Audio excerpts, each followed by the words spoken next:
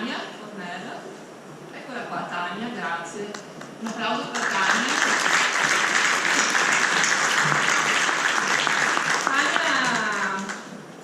Tania ha una bellissima storia da raccontarci, già sorridi. E ho avuto occasione di conoscere Tania qualche anno fa, siamo sempre rimasti in contatto perché davvero Tania ha anche una particolarità, il grande entusiasmo e le forze con cui trasmetti i suoi valori. Non voglio dire nulla a Tania perché è giusto che sia tu a raccontare la tua storia, quindi ti chiedo quando è cominciato tutto. Buongiorno a tutti, tutto è iniziato nel 2013. Io sono mamma di una bambina trapiantata di cuore e figlia di una trapiantata di fegato dall'anno scorso. Mia figlia è una bambina nata sana il 17 gennaio 2021. A 9 maggio 2021 gli è stata diagnosticata una miocardite al ventricolo sinistro di grado severo, gestita principalmente con la terapia farmacologica. A un certo punto, tra vari ricoveri dentro e fuori dall'ospedale, il farmaco non faceva più bene, non gestiva più il cuore di Gioia. A 20 di dicembre del 2013 è stata messa in lista per un trapianto di cuore. Una bambina piccola, di non ancora un anno, pesava poco, dunque era tutto un po' contro di lei. Abbiamo messo un cuore artificiale nel 2014.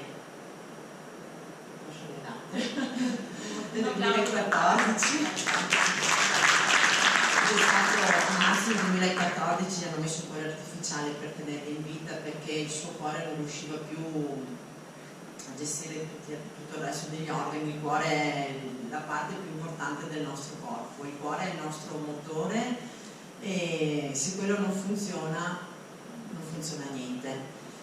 Abbiamo atteso 10 lunghi mesi, alla fine il 21 gennaio del 2015 è arrivato il cuore a Gioia da un paziente pediatrico, come diceva prima il coordinatore. Non è facile perché mentre nell'adulto tutto è più facile, tutto è più fattibile, nel pediatrico ci sono tanti aspetti che nell'adulto non so se sono uguali, perché adesso parlo da mamma e dietro la mia esperienza non sono per niente uguali, anzi, perché nel pediatrico c'è un peso, c'è un'età e i dottori di Gioia mi dicevano sempre deve arrivare a un tot di chili. Una volta che arriva a 20 kg tutto è più facile. Gioia a 20 kg non è mai arrivata. Gioia ha fatto un trapianto che era 10 kg e mezzo, dunque di un bambino molto piccolo. Il trapianto di cuore è il trapianto penso più difficile che possa esserci perché ha pochissimo tempo tra l'espianto e l'impianto, non puoi aspettare giorni, hai ore forse, guardo lei perché anche meno minuti, ecco, perché il cuore di Gioia è arrivato da Roma, l'hanno saputo alle 9 di sera, che io ero lì, stavo andando via in quel momento lì, e mi hanno cacciato dalla terapia intensiva pediatrica. Mi fa, vai a casa che sei stanca, vai a casa che sei stanca. E vabbè, andiamo a casa. E poi alla mattina alle 6 mi hanno chiamato, hanno confermato che è stata la chiamata più bella della mia vita, come se avessi vinto il Supernalotto, sono a posto con la felicità in quel momento, anzi per tutta la vita penso. E mi hanno detto guardi c'è un cuore per Gioia, spiegatevi, venite. È stato espiantato l'organo, dunque da Roma il partito è venuto, lei è stata seguita a Padova, okay. È arrivato a Padova alle 11, il trapianto è durato 10 ore, sì, per giù. E è stata un'emozione vedere quel piccolo frighetto che passava, anche se io non ero lì, però ho visto le immagini di chi c'era, perché in quel momento sono dovuta scappare perché ho un'altra ragazzina a casa di 13 anni. Dunque dividermi in tutte e due le cose non è stato facile. Donare, io parlo a livello pediatrico, è una cosa molto bella.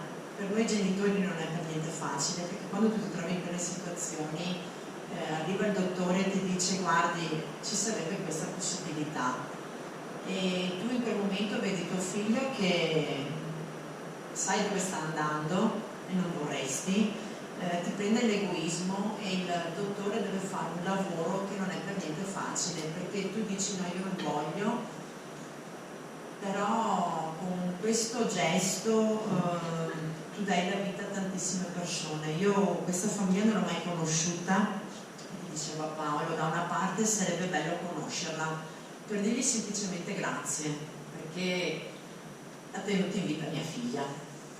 Da un'altra parte capisco anche quella mamma che ha perso il figlio. Dunque c'è il pro e il contro, c'è un'arma a doppio taglio, però se un domani ci sarà la possibilità sarò molto felice di conoscerla. Inizia il lungo percorso travagliato di mia mamma, siamo una famiglia molto fortunata, totalmente diverso, dunque dal cuore passiamo al fegato, due organi proprio che di uguale non hanno niente. I dottori mi spiegavano, perché io ho un bellissimo rapporto con i dottori di mia figlia e ho chiesto tantissimo a loro, perché quando tu sei sul mondo pediatrico il dottore ti coccola, ti spiega, risponde anche alle 3.000 domande che tu gli fai, lui ti risponde. Nel settore degli adulti è una cosa che ho trovato pochissimo tempo fa, è molto brutto, ma ve lo dico perché non ho hai il carattere, anche per, scusate la parola per dargli a fanculo, non ti devi fare impaurire da loro. Cioè, io ho avuto con Gioia una bellissima esperienza dove mi è stato spiegato tutto, con mia mamma un'esperienza molto brutta perché chi mi ha spiegato tutto è stato Luca. Io ho dovuto chiamare Luca la sera perché non ci è stato spiegato come funzionava, com'è il trapianto, cosa comportava dopo.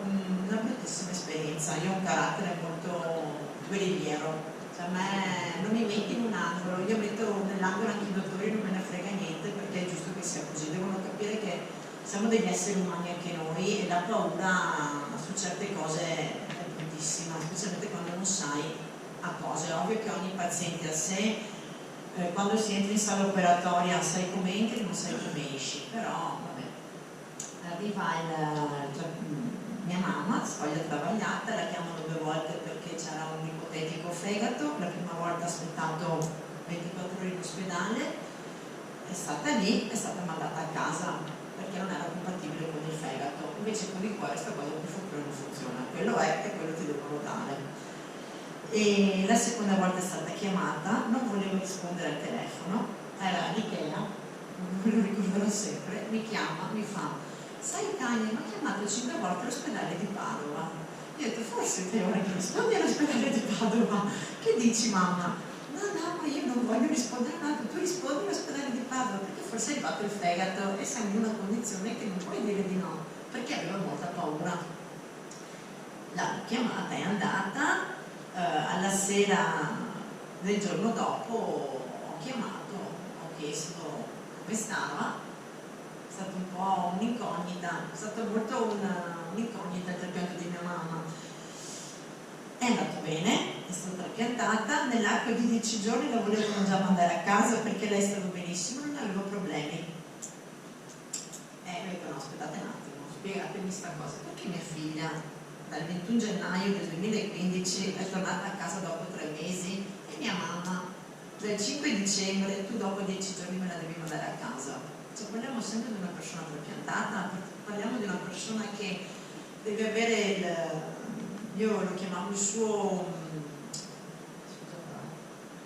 guscio, la sua protezione. Cioè, poi avendo a casa 2 trapiantate che non possono stare assieme perché una può portare una malattia all'altra, l'altra può portare una malattia all'altra, cioè dovevo gestire un po' tutto. Ho detto: aspettate un attimo, fatemi capire. Alla fine dopo 15 giorni è stata mandata a casa, molto difficile da gestire, forse meglio gestire un pediatrico.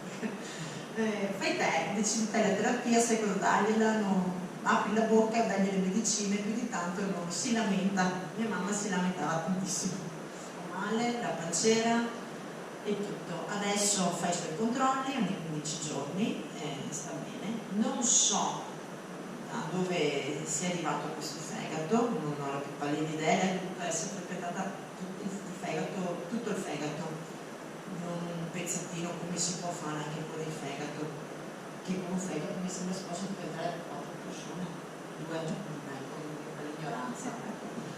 persone, lei ha dovuto fare il trapianto del fegato, tutto il fegato, e sta bene, va a farsi i suoi controlli, ha i suoi attacchi ogni tanto, diciamo, no, fa pancera, tutto il resto, fa un po' fatica a gestirla, perché lei è una mamma che non prende le medicine, mi fanno male, non voglio la mascherina, non me ne frega.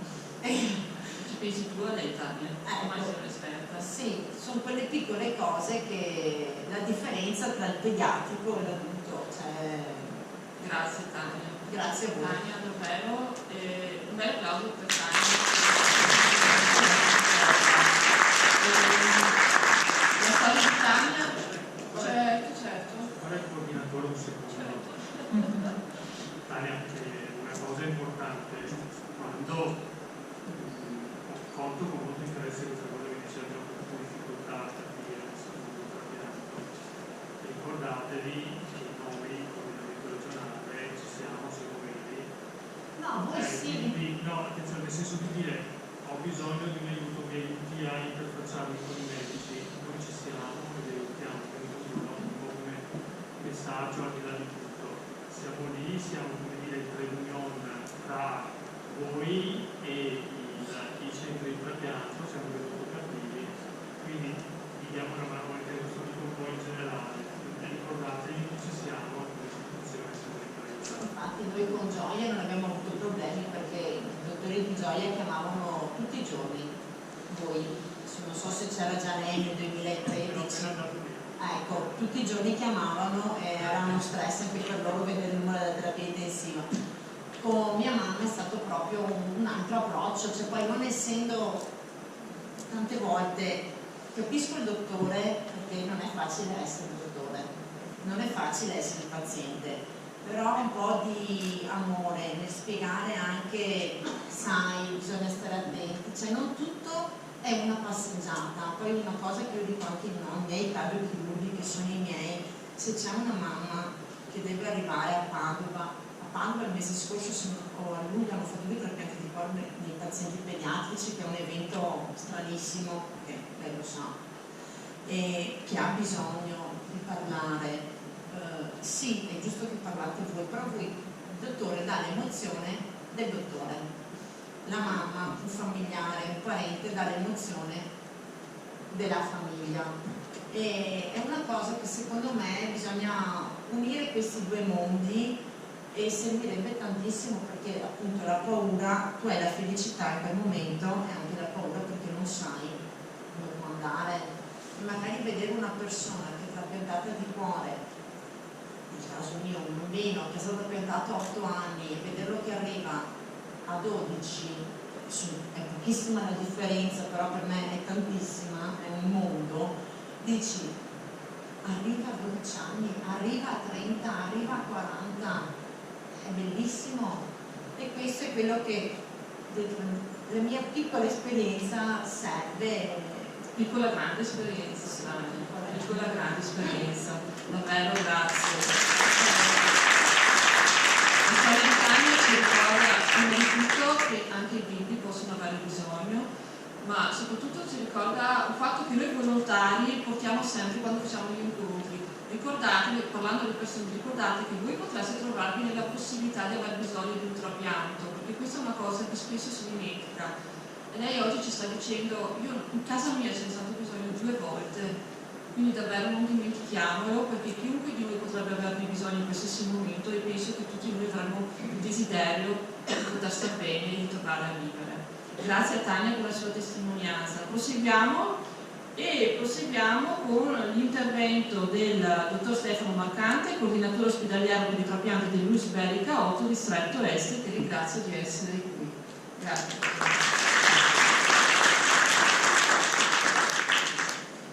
Buongiorno a tutti, mi scuso subito perché non ho nessuna slide da mostrarvi, perché stamattina mi si è completamente bruciato il computer su cui stavo lavorando. Essendo anche vecchio non posso neanche programmarlo come eventuale donatore di chip, perché purtroppo non lo trovo più. Mi scuso ancora per questo, comunque ho il piacere di condividere con voi alcune riflessioni che ho fatto nei confronti della vostra associazione dell'AIDO e della vostra importanza per quello che è il nostro ufficio di coordinamento di Vicenza. Vi porto innanzitutto il saluto della nostra coordinatrice, che è Tiziana Gabriella, che proprio in queste ore è in servizio presso il nostro ufficio ed è da 23 anni lei che ha messo su il coordinamento a Vicenza e nell'anima il motore dell'energia vitale, per cui anche qui appunto la ringrazio pubblicamente. Per me è un grande piacere, un grande onore essere qui fra voi oggi, perché mi trovo fra persone di valore, perché a mio avviso non c'è valore più grande di donare, in particolare di donare agli altri organi, tessuti e corne.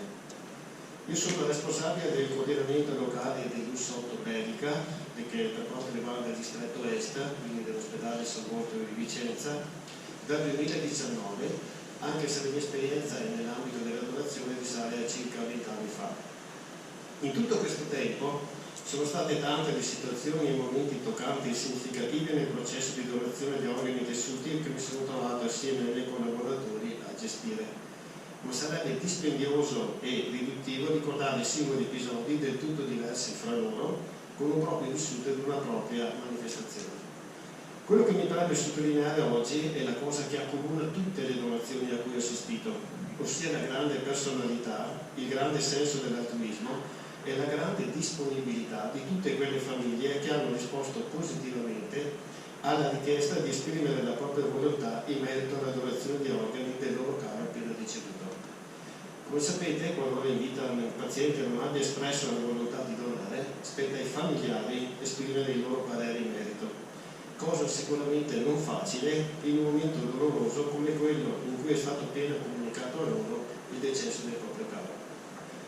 Donare esprime uno stile di vita, un comportamento, esprime valori a cui la persona in vita si ispirava ed è proprio per questo che quando chiediamo ai familiari di esprimere quello che pensavano potrebbe essere stata la volontà o meno del loro caro donare gli organi, noi chiediamo loro di darci una risposta sulla base di quello che il loro caro era in vita, di quello che era il suo atteggiamento nei confronti del prossimo, di quello che era il suo modo di comportarsi e di vivere.